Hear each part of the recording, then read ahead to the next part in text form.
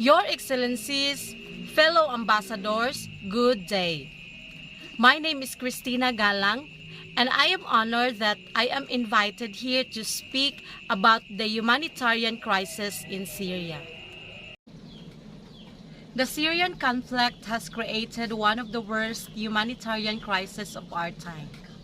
Since 2011, over half of Syria's pre-war population of 22 million has been forced to flee their homes in search of safety and opportunity, many of them more than once.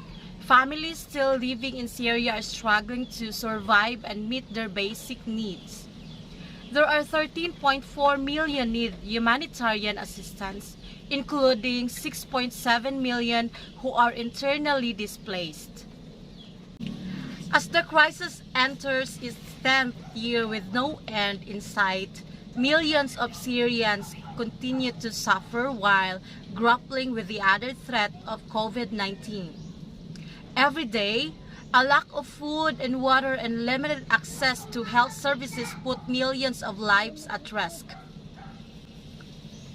In northwest Syria, one of the most fragile regions of the country, basic necessities have become particularly sparse, and the delivery of critical aid across borders has become increasingly challenging.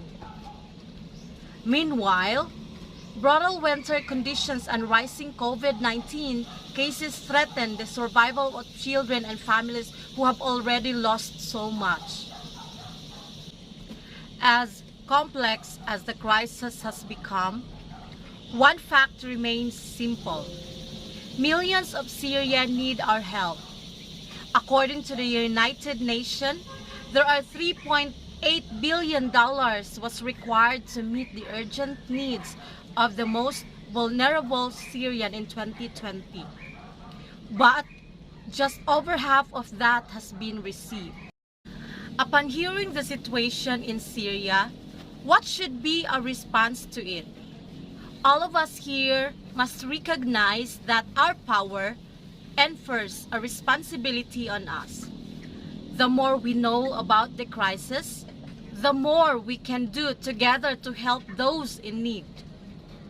The life-saving work we do, helping people to survive through crisis and build better lives, is only possible with your knowledge and support.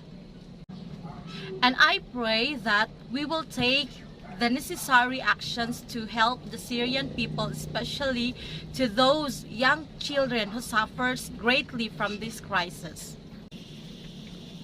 As I speak here today, I am encouraging everyone to pray, lifting up the needs of Syrian families caught up in the conflict, and also support them by giving assistance or donating to the UN Syria Humanitarian Fund.